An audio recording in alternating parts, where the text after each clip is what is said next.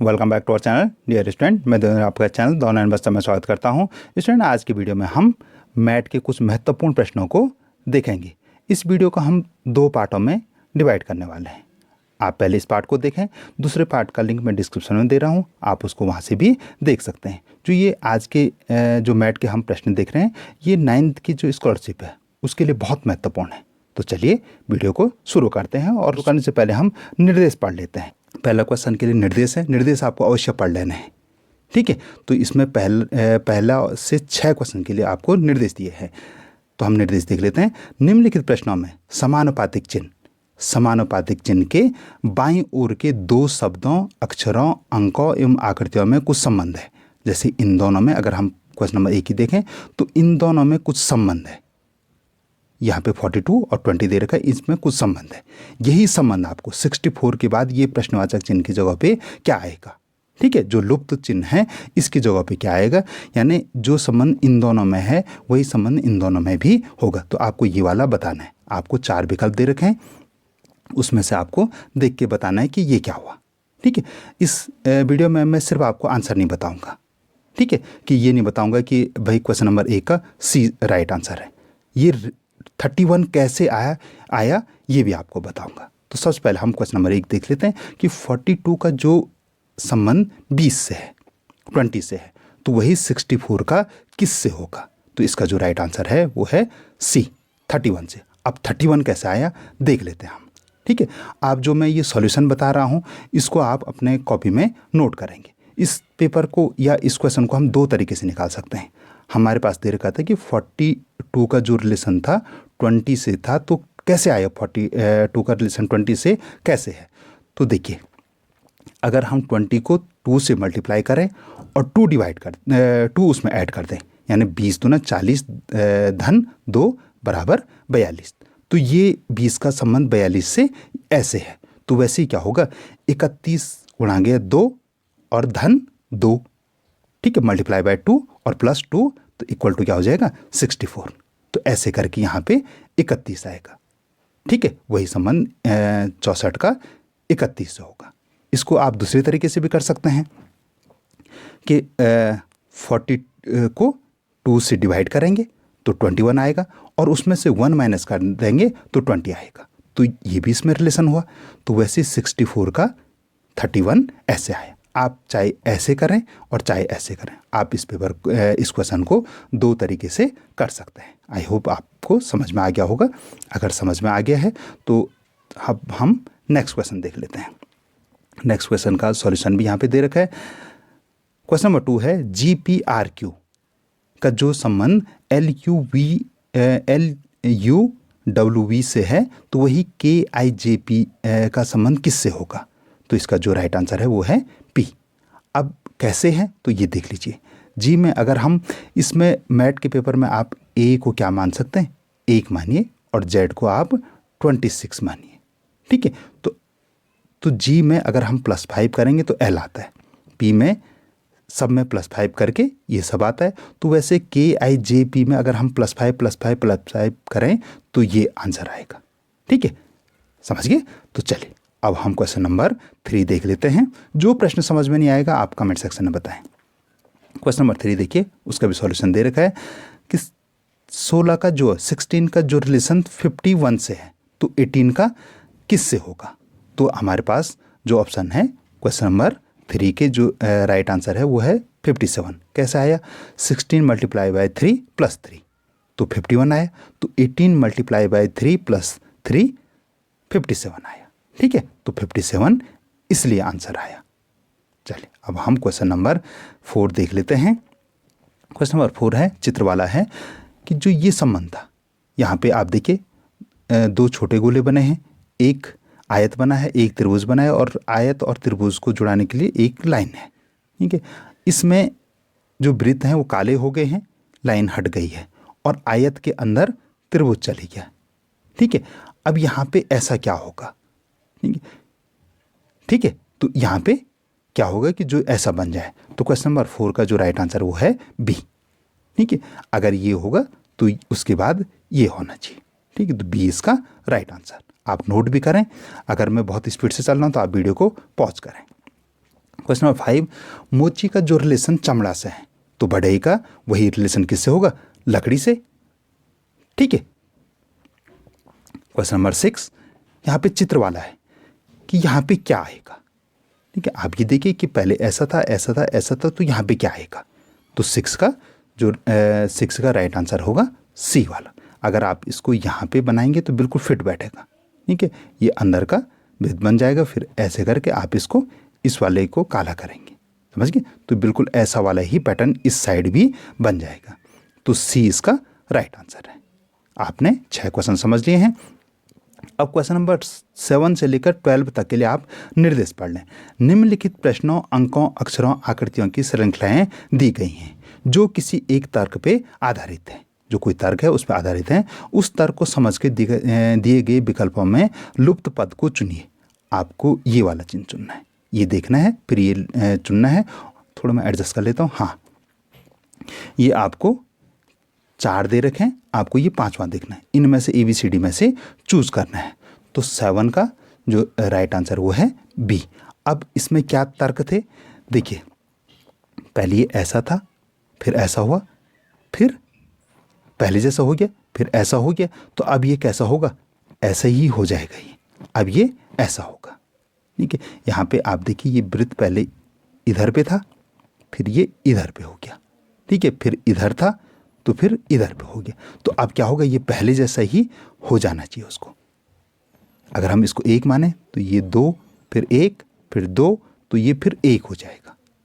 समझिए, तो 20 का 7 का जो राइट आंसर है वो है बी। चलिए क्वेश्चन नंबर हम 8 देख लेते हैं। क्वेश्चन नंबर 8 है 13, 17, 30, 47, 77 और यहाँ पे क्या आएगा, और लास्ट में 201। तो यहाँ पे क्या आएगा, तो इसका जो राइट आंसर है वो है बी, 124। अब 124 कैसा आया, यहाँ पे मैं आपको सॉल्यूशन दे रखा है, आप इसको देख सकते हैं कि 30 कैसा आया। तो शुरू के 2 को ऐड किया तो 30, फिर 2 को ऐड किया तो 47, फिर 2 को ऐड किया तो 77, फिर 2 को ऐड किया तो 124, और फिर 77 और 124 को ऐड किया तो 201 आंसर आया। ठीक है, तो आप ये देख लीजिए, यहाँ पे देख लीजिए आप कि पहले इन दोनों को ऐड किया, फिर इन दोनों को ऐड किया, फिर इन दोनों को ऐड किया, फिर इन दोनों को ऐड करके जो संख्या आएगी वो यहाँ पे आएगी। ठीक है, और फिर जो संख्या यहाँ पे आई उस इन दोनों को ऐड करेंगे तो वो संख्या ये आई। तो ये राइट आंसर बी हुआ इसका। ठीक है, आप सॉल्यूशन भी नोट करेंगे। ठीक है, क्वेश्चन नंबर 9 देखो, 2, 5, 9, 19, 37 और फिर क्या, तो 9 का जो राइट आंसर है वो है बी, 75। अब 75 कैसे आया देख लेते हैं हम।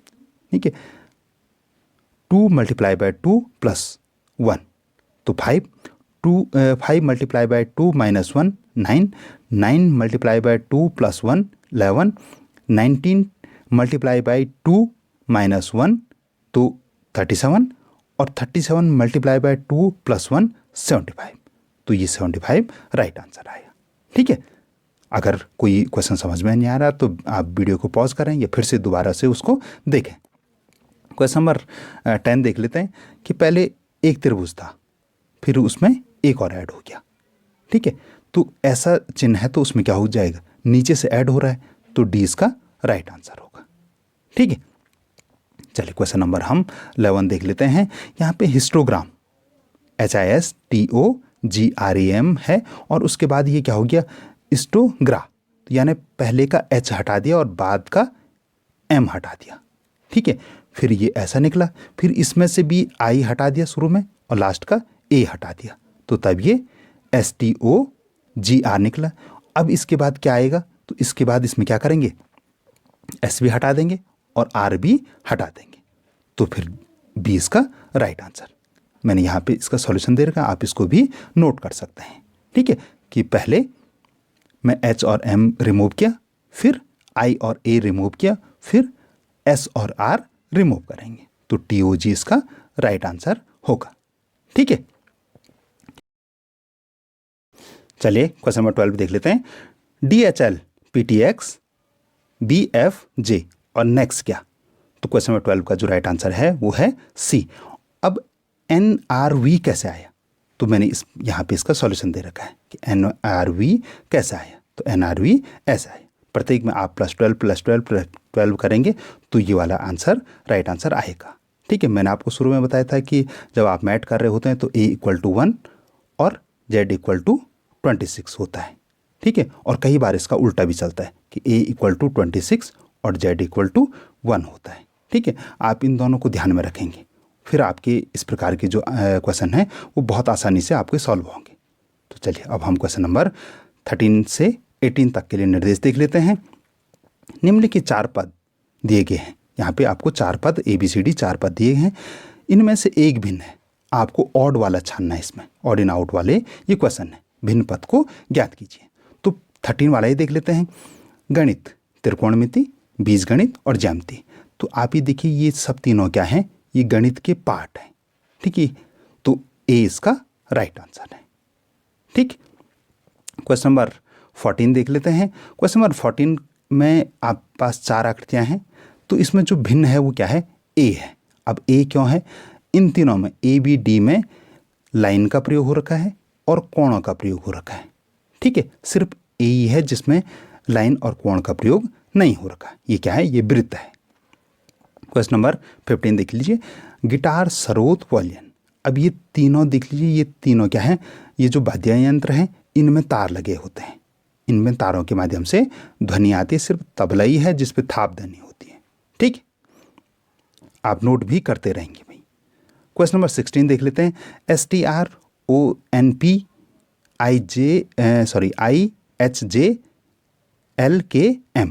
तो इसमें देखिए आप, K के बाद क्या आता है, L और फिर M, H के बाद आता है I और I के बाद J, N के बाद आता है O और O के बाद आता है P। सिर्फ इसी में है, ये वाला पैटर्न नहीं हो रहा है। ठीक है, तो A इसका राइट आंसर है। ठीक है, आप जो मैं बता रहा हूँ इसको भी आप ड्राइंग बना सकते हैं, अपनी कॉपी में नोट कर रहे हैं इसको भी। क्वेश्चन नंबर 17 देखें। स्टूडेंट से पहले हम क्वेश्चन नंबर 17 देखें। अगर आपने अभी भी चैनल को सब्सक्राइब नहीं किया तो चैनल को अवश्य सब्सक्राइब करें। चलिए क्वेश्चन नंबर हम 17 देख लेते हैं। हमारे पास 4 ऑप्शन है, 18, 27, 35 और 54। तो इसमें जो ऑड है वो क्या है, 35। अब 35 कैसे है, यहाँ पे देख लीजिए आप, 35 कैसे है। जो भी विकल्प दे रखे हैं आपने सॉल्यूशन देख लिया होगा। मैं एक बार क्वेश्चन में ले चलता हूँ आपको कि जो भी विकल्प दे रखे हैं, चाहे 18 है तो 18 को आप 2 तरीके से सॉल्व कर सकते हैं। इसमें क्या है, इन दोनों संख्या 8 और 1 को ऐड करेंगे तो 9, 2 और 7 को ऐड करेंगे तो 9, 5 और 4 को ऐड करेंगे तो 9, लेकिन 3 और 5 को ऐड कर रहे हैं तो 8 आ रहा है। ठीक है, तो ये क्या है, ये गलत है। समझे, 3 और 5 सबको, जब सबका 9 आ रहा है तो इसका भी 9 आना चाहिए था। तो इसका जो आंसर आ रहा है 8 आ रहा है। एक तो ये तरीका है इसको सॉल्व करने का।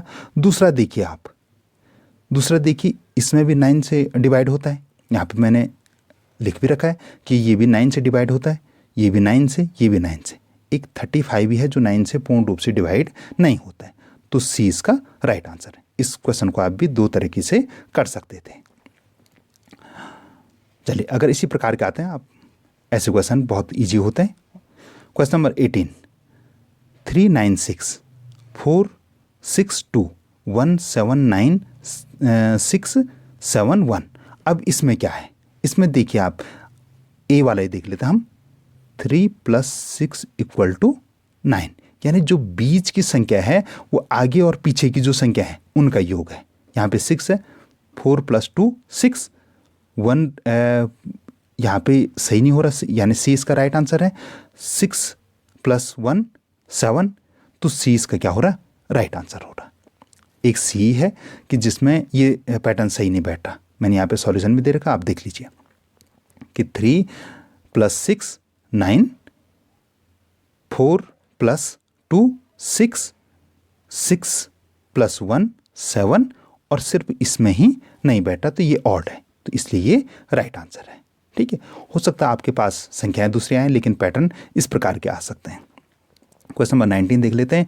दिए गए वेन डायग्राम में विभिन्न क्षेत्र उन विद्यार्थियों की संख्या को प्रदर्शित करता है जो विभिन्न खेल खेलते हैं।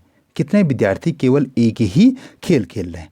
अब यहाँ पे देखिए, इस वाले गोले वाले हॉकी खेल रहे हैं, इस वाले गोले की क्रिकेट खेल रहे हैं और इस वाले के फुटबॉल खेल रहे हैं, और जो बीच में है ये जो जिसमें डबल डबल बन रखे हैं, ये सब क्या कर रहे हैं, 2 गेम खेल रहे हैं। तो हमसे पूछा गया है कि कितने विद्यार्थी केवल एक ही खेल खेलते हैं, तो कौन कौन से खेल रहे हैं। ये 21 भी सिर्फ हॉकी खेल रहे हैं, ये 19 सिर्फ क्रिकेट खेल रहे हैं और ये 13 सिर्फ फुटबॉल खेल रहे हैं। तो इन तीनों को ऐड करेंगे आप, तो 19 का जो राइट आंसर आएगा वो आएगा डी। ठीक है, यहाँ पे देख लीजिए 21 + 19 और +31, तो कितना है 53 इसका राइट आंसर है। ठीक है, चलिए क्वेश्चन नंबर 20, और थोड़ा से ट्रिकी क्वेश्चन था, इजी था लेकिन थोड़ा सा ट्रिकी था। एक नगर में 65% लोग यानी 65% लोग दूरदर्शन देखते हैं। कितने परसेंट लोग देख रहे हैं, 65% लोग दूरदर्शन देखते हैं, दूरदर्शन पर समाचार देखते हैं। 40% समाचार पत्र पढ़ रहे हैं, 40% क्या कर रहे हैं, समाचार पत्र पढ़ रहे हैं। यानी टोटल कितने पढ़ रहे हैं, 105। अगर हम इन दोनों को ऐड करें तो 105 हो गए हैं। तथा 25% ऐसे हैं जो समाचार पत्र भी पढ़ते हैं और टीवी भी देखते हैं, यानी वो दोनों देख रहे हैं। तो इसमें से इसको माइनस कर दो। ठीक है, तो कितना रहा, 80। ठीक है, 80 रहा। इस 80 को आप अभी ध्यान में रखेंगे, मैं आगे बताऊंगा इसको। तब ऐसे लोगों का प्रतिशत क्या है जो न तो दूरदर्शन पर समाचार देखते हैं और न ही समाचार पढ़ते हैं। अब टोटल हम जो परसेंटेज निकालते हैं वो किस में से निकालते हैं, 100 में से। ठीक है, तो आपने देखा कि 100 में से क्या हो रहा है, 65% तो लोग पढ़ रहे हैं, दूरदर्शन पे समाचार देख रहे हैं 65, और 40% पढ़ रहे हैं समाचार पत्र, और 20% ऐसे हैं, 25% ऐसे हैं जो दोनों काम कर रहे हैं।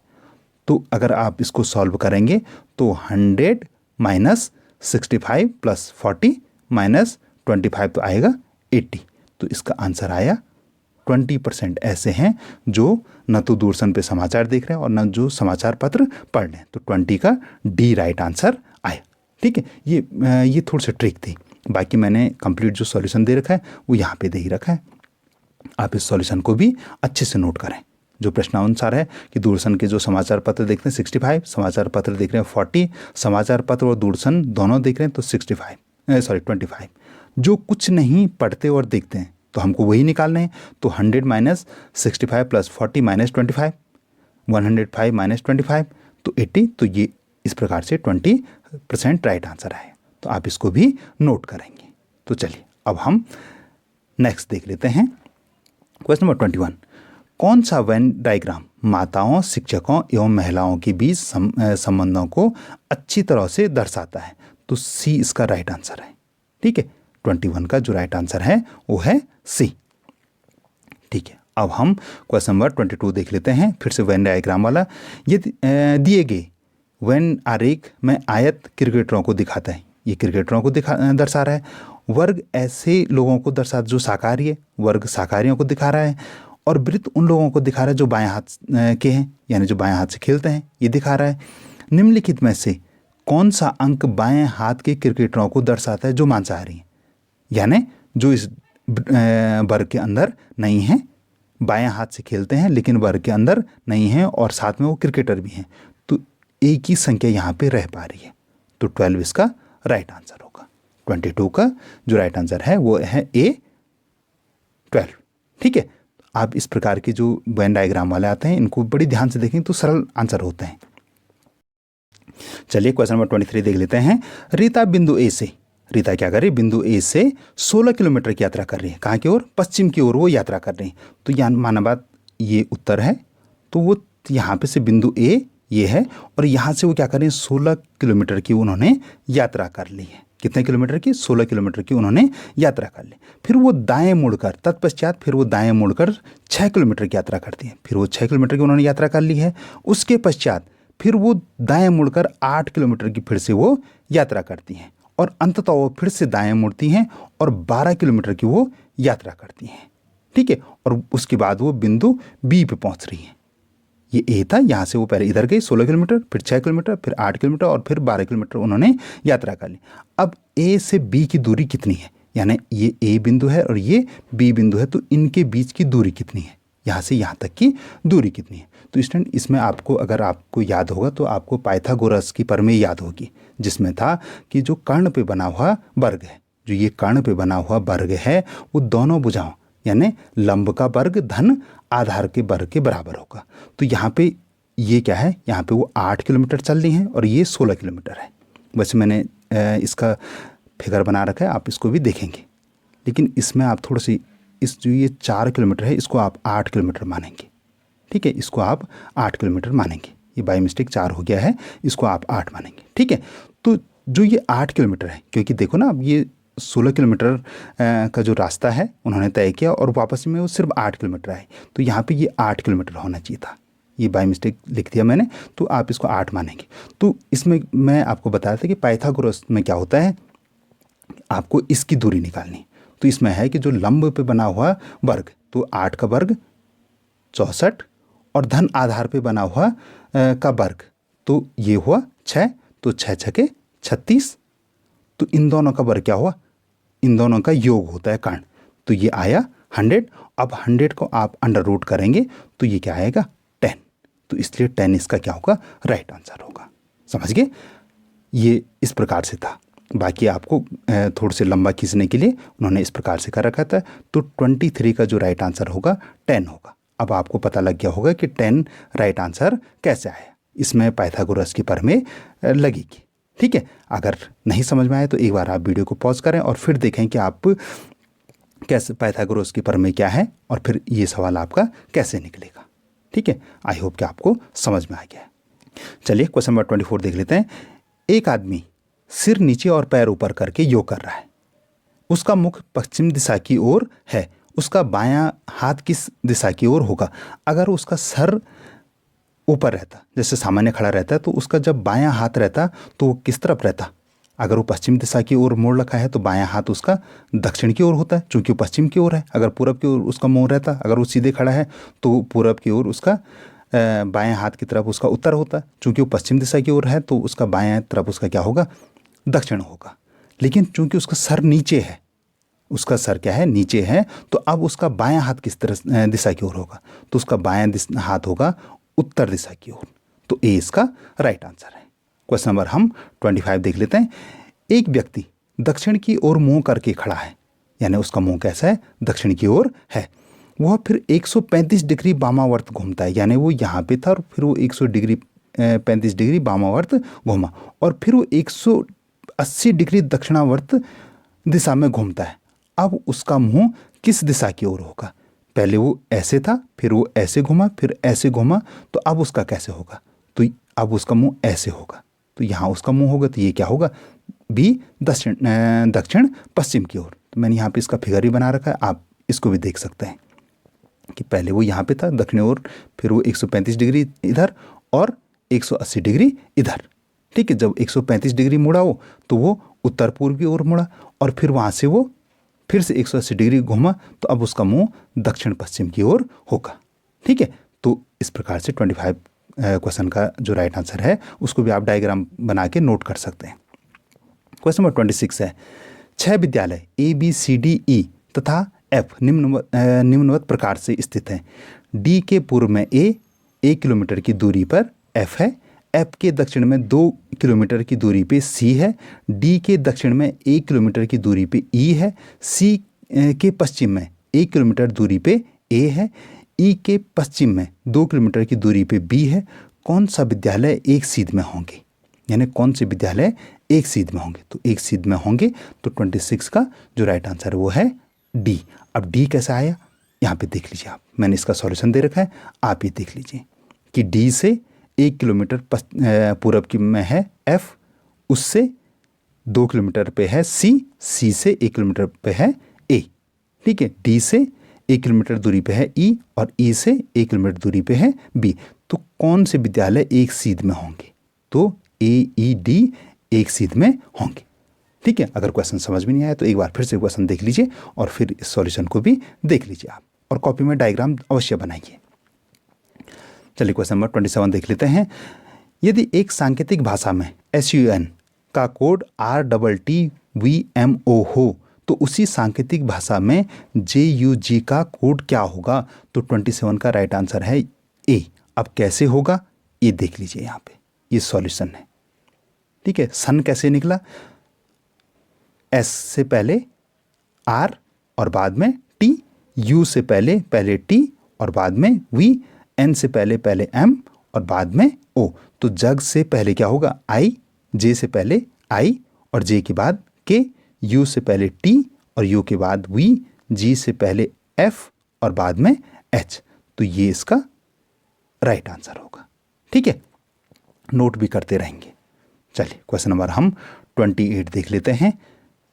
क्वेश्चन नंबर 28 है, RED को 467 कोड दिया जाता है।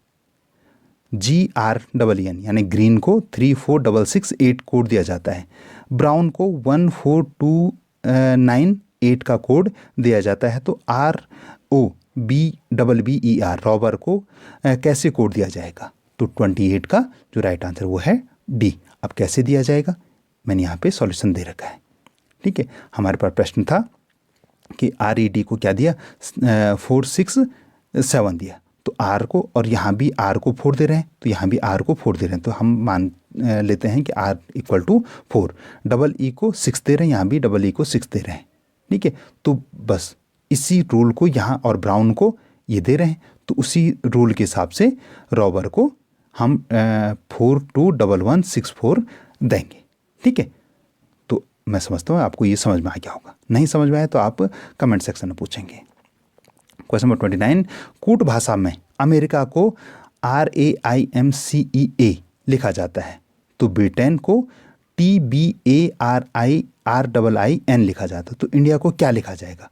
तो 29 का जो राइट आंसर है वो है बी, DIINA।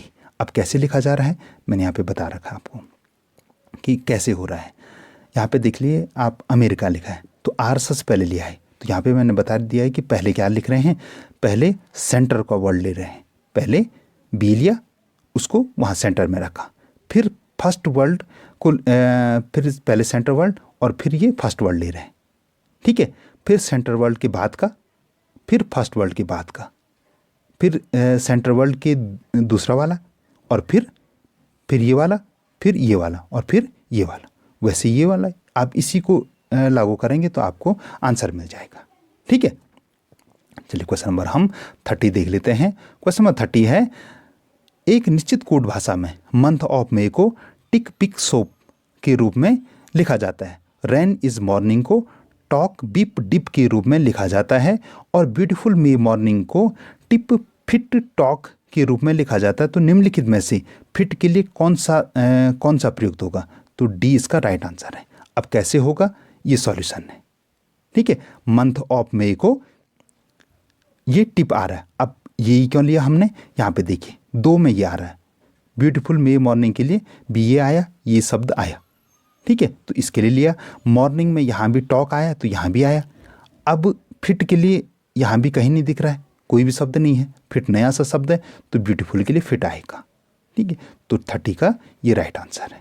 ओके स्टूडेंट, अगर आपने अभी भी हमारे चैनल को सब्सक्राइब नहीं किया तो चैनल को अवश्य सब्सक्राइब करें। सब्सक्राइब बटन इस समय आपकी स्क्रीन पे विजिबल है। ठीक है, और सबसे इंपॉर्टेंट आप क्वेश्चन को अवश्य नोट करें। चलिए क्वेश्चन नंबर हम 31 देख लेते हैं। एक स्त्री की ओर संकेत करते हुए दिवाकर ने कहा कि उसकी माँ का एकमात्र नाती मेरा पुत्र है। वह स्त्री दिवाकर से किस प्रकार संबंधित है? तो इसका अगर आप देखेंगे तो इसके दोनों आंसर आ रहे हैं।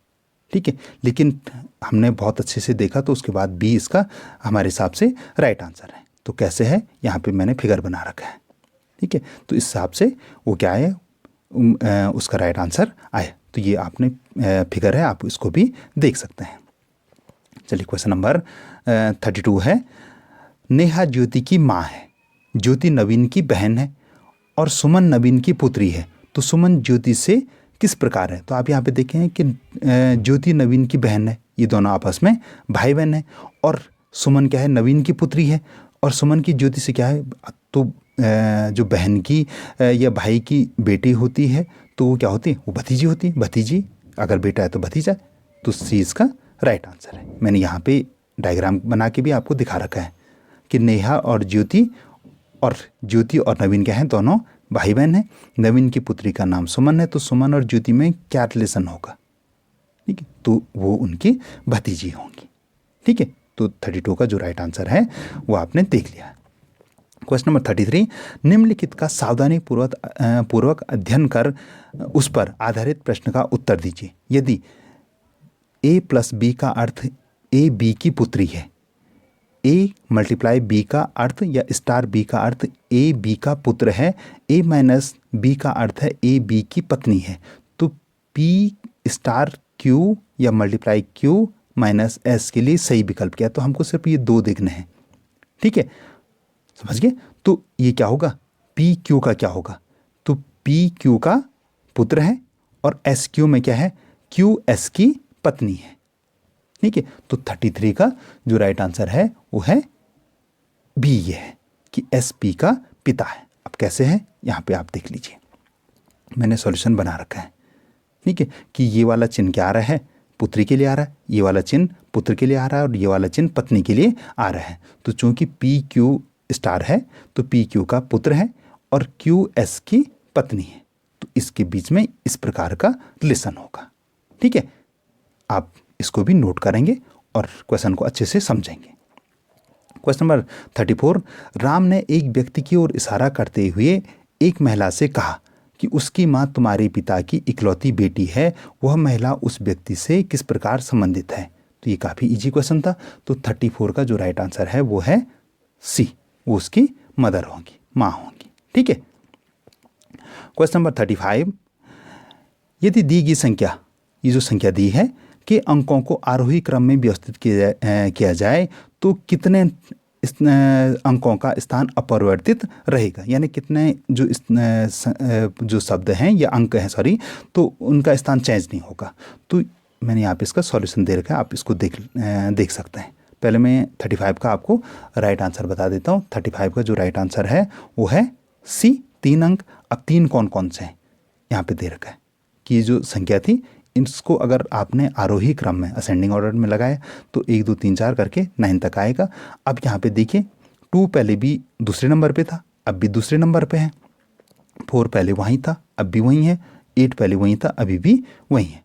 8 पहले भी लास्ट से दूसरा था, अब भी दूसरा ही है। तो ये 3 स्थान हैं, ये 3 अंक हैं जिनका स्थान अपरिवर्तित रहा, इनका कोई भी चेंजमेंट इनमें नहीं हुआ। क्वेश्चन नंबर 36, अंकों की दी गई श्रृंखला में ऐसे कितने सात हैं जो 6 से ठीक पहले आते हैं किंतु 4 के ठीक बाद नहीं आते? यानी 76 आपको देख लो कि 7 के ठीक बाद 6 आता है। ठीक है, तो 76 कितने हैं? तो आप देखो एक जगह पे ये 76 है और एक और जगह है ये 76 है, तो 2 इसका राइट आंसर है। सिर्फ 2 ही तो हैं, 20 का राइट आंसर। आपको इसको इस प्रकार से देखना है। अब 37 और 38 आप स्वयं करेंगे। ठीक है, मैं सिर्फ आपको आंसर बता दूंगा, आप डायग्राम स्वयं बनाएंगे इनका। निम्नलिखित श्रृंखला को ध्यानपूर्वक अध्ययन करें और उनका उत्तर दें। ये संख्या है, इसको आप ध्यान से देखेंगे। 37 वाला, यदि प्रत्येक एकांतर शब्द अंक हटा दिया जाए तो हटाने की प्रक्रिया में ई से आरंभ होती है, ई से आरंभ होती है तो कौन सा अक्षर अंक बाएं छोर से 10वें अक्षर अंक के बाएं ओर से दूसरा होगा? तो 37 का 37 का जो राइट आंसर है वो है ए। ठीक है, इसको आप स्वयं करेंगे, आसानी प्रश्न है।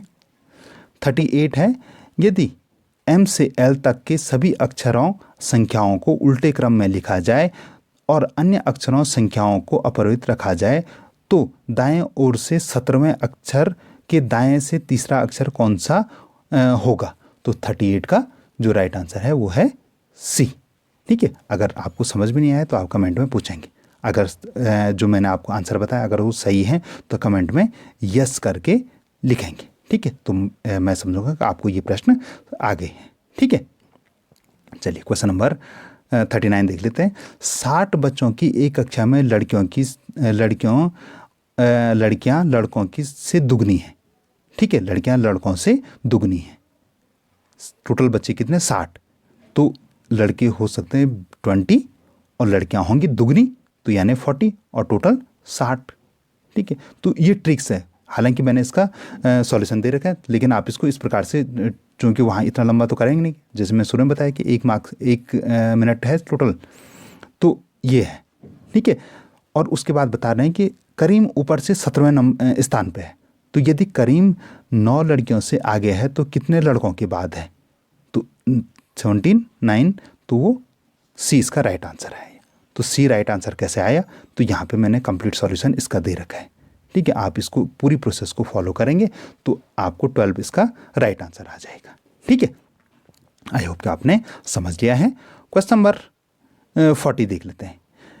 यदि निम्नलिखित शब्दों को अंग्रेजी शब्दकोश के अनुसार व्यवस्थित किया जाए तो कौन सा शब्द दूसरे स्थान पर आएगा? पहले स्थान पर नहीं पूछा गया है, दूसरे स्थान पर आएगा, ठीक है। आपको ये शब्द दे रखे हैं, इनमें बताना है कि दूसरे स्थान पे कौन सा आएगा। तो बी इसका राइट आंसर है। ये किसके स्थान पे आएगा? दूसरे।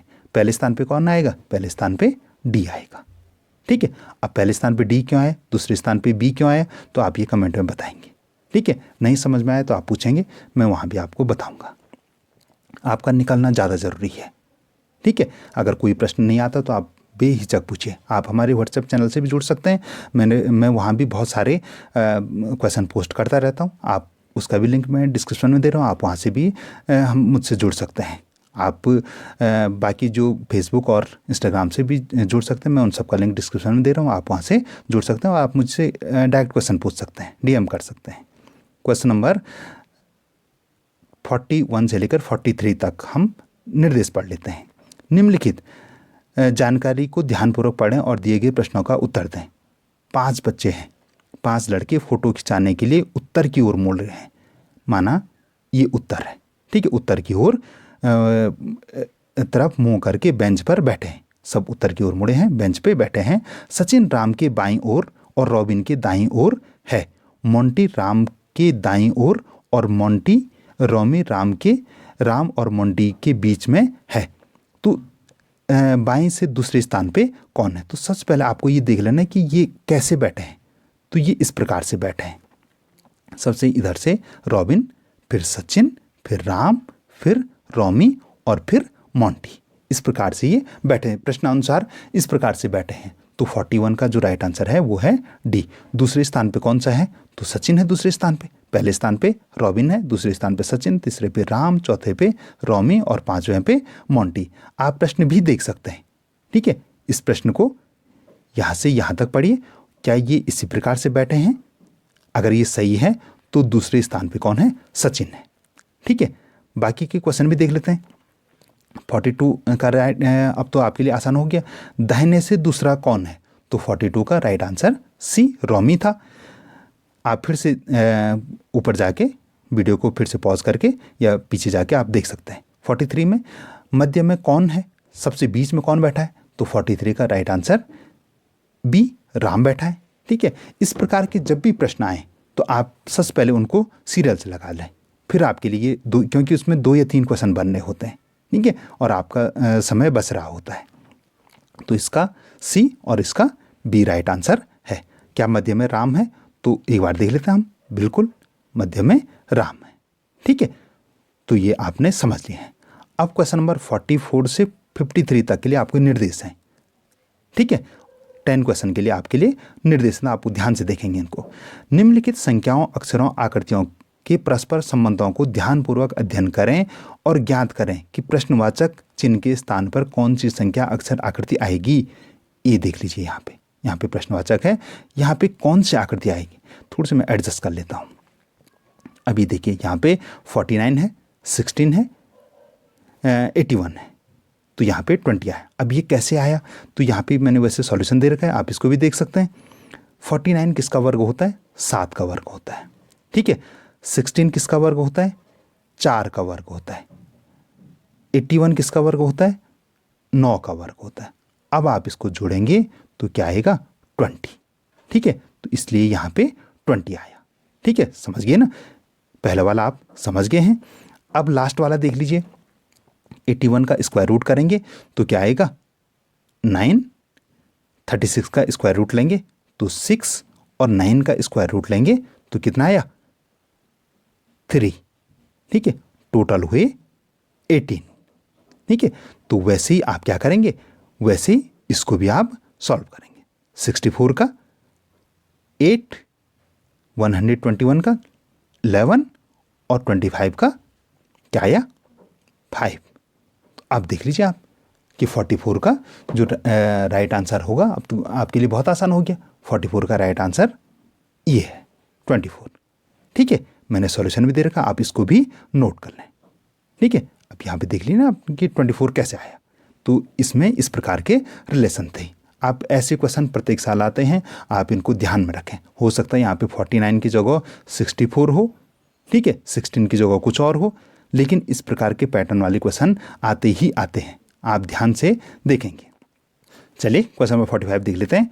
यहाँ पे पहले वाला जो अभी हमने देखा 44 वाला, वो रूल भी अप्लाई नहीं होगा, यहाँ पे कुछ और अप्लाई होगा। कैसे? 5 का देखेंगे, 5 का हम स्क्वायर करेंगे तो क्या आया 25, 6 का स्क्वायर करेंगे तो 36, और 2 का स्क्वायर करेंगे 4, और 1 का स्क्वायर करेंगे तो 1। अब इसको जोड़ेंगे आप तो कितना आ रहा है? ये आ रहा है कि 4 और 6 10, और 16 का 6, और 3 और 2 5, और 1 6, यानी 66 आया। ठीक है, 66 को 2 से मल्टीप्लाई करेंगे तो 132 आ रहा है। वही रूल यहाँ पे अप्लाई हो रहा है, तो वही रूल यहाँ पे अप्लाई होगा। तो 45 का जो राइट आंसर है वो है ए, 198 आएगा। यहाँ पे मैंने सॉल्यूशन दे रखा है, आप इसको नोट कर लें। ठीक है, कि पहले 5 का स्क्वायर, 6 का स्क्वायर, 2 का स्क्वायर, 1 का स्क्वायर, तो 66 आया, फिर 2 से मल्टीप्लाई किया 132 आया, 132 आया। तो वैसे 3 का वर्ग 9, 2 का वर्ग 4, 7 का वर्ग 9, 4 का वर्ग 16, तो 72 आया। 72 को 2 से मल्टीप्लाई किया, सॉरी 78 आया, 8 को 2 से मल्टीप्लाई किया तो 156 आया, 156 आया। ठीक है, तो वैसे ही 198 यहाँ पे राइट आंसर आएगा। ठीक है, तो ये भी आपका क्वेश्चन सॉल्व हो गया। आई होप कि आपने समझ लिया होगा। क्वेश्चन नंबर 46 देख लेते हैं। यहाँ पे क्या है 2 3 4 5 5 7 9, और यहाँ पे क्या आपको ये बताना है। इसमें देखो, इसमें इस प्रकार से आप पैटर्न लो, ठीक है, फिर इस प्रकार से लो। तो 2 का 5 कैसा आया? यहाँ पे मैंने बता भी रखा है कि 2 multiply by 2 plus 1 equal to 5 आया। ठीक है, 2 का 5 आ गया। अब 3 का 7 कैसा आएगा? 3 मल्टीप्लाई बाई 2 प्लस 1 7। ठीक है, 4 का 9 कैसा आया? तो 4 मल्टीप्लाई बाई 2 प्लस 1 तो 9 आया। तो 5 का क्या आएगा? 11 आएगा। 5 मल्टीप्लाई बाई 2 प्लस 1 तो 11 इसका राइट आंसर आएगा। इसमें ये वाला लॉजिक लगेगा। ये सॉल्यूशन है, इसको भी आप नोट करेंगे। चलिए अब क्वेश्चन नंबर 47 देख लेते हैं। इसमें कैसा लॉजिक लग रहा है? यहाँ पे 4 0 और 7 और 343। अब ये तो बड़ा उटपटांग लॉजिक है। इसमें जो शुरू वाले हमने क्वेश्चन देखे उनका तो कुछ लग ही नहीं रहा है। तो इसमें देखिए आप 4 प्लस 0, तो 4 में कुछ नहीं जोड़ा तो 4 ही रहा, और फिर प्लस 3 तो टोटल आंसर आया 7, यानी 4 प्लस 0 प्लस 3 इक्वल टू 7। अब लेकिन ये इसका 7 का इससे क्या रिलेशन है? तो आप देखेंगे 7 मल्टीप्लाई बाई 7 मल्टीप्लाई बाई 7 तो कितना आएगा? 343। ये इसका राइट आंसर है। यहाँ पे अब इस वाले में ये लॉजिक लग रहा है 5 प्लस 1 6 प्लस 4 10, तो 10 की क्यू तो क्या होगा? 10 मल्टीप्लाई बाई 10 100 मल्टीप्लाई बाई 10 1000। तो ये राइट आंसर, ये लॉजिक लग रहा है। तो अब क्या होगा? 3 प्लस 2 क्या होगा? 3 प्लस 2 5 प्लस 6 11। अब 11 मल्टीप्लाई बाई 11, 11 11 जा 121, 11 जा, ठीक है, यानी 11 का आपको क्यू निकालना है। तो ए इसका राइट आंसर है। ठीक है, अब मैंने यहाँ पे सॉल्यूशन भी दे रखा है, आप इसको भी नोट कर सकते हैं। चलिए क्वेश्चन नंबर अब हम 48 देख लेते हैं। 48 में है LX बराबर 36। इसमें शुरू वाला लॉजिक यहाँ पे मैंने लिख भी रखा है, A इक्वल टू 1 और Z इक्वल टू 26। तो L कितने पे आता है? 12 नंबर पे, और X आता है 24 नंबर पे। अब इन दोनों को जोड़ के 36 आ गया, A और E जोड़ के 6 आ गया, V और T जोड़ के 42 आ गया। तो F और M जोड़ के कितना आएगा? F और M जोड़ के D राइट आंसर आ जाएगा। ठीक है, तो ये देख लीजिए यहाँ पे ये सॉल्यूशन है, इसको भी आप नोट करेंगे। चलिए क्वेश्चन नंबर 49, ये इजी क्वेश्चन था। इसमें क्या है, एक ब्रीथ है, एक मल्टीप्लाई है, एक धन है। ठीक है, इसमें फिर से ब्रीथ है, मल्टीप्लाई है, प्लस है और मल्टीप्लाई है, यानी एक जीरो का निशान, एक धन का निशान और एक गुणा का निशान। इसमें धन का निशान है, प्लस का है, जीरो भी है, लेकिन मल्टीप्लाई गायब है, तो यहाँ पे मल्टीप्लाई आएगा। ए इसका राइट आंसर हो जाएगा।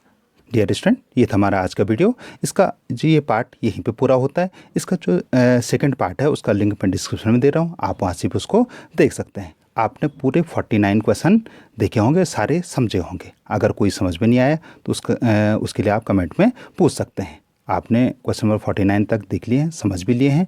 और अभी भी आपने अगर हमारे चैनल को सब्सक्राइब नहीं किया तो चैनल को अच्छे से सब्सक्राइब करें, वीडियो को लाइक करें, अपने दोस्तों के साथ भी शेयर करें। आप इस स्कॉलरशिप में अवश्य निकलें, 100% आप इस स्कॉलरशिप में निकलें। मेरी आपको बहुत बहुत शुभकामनाएं। धन्यवाद।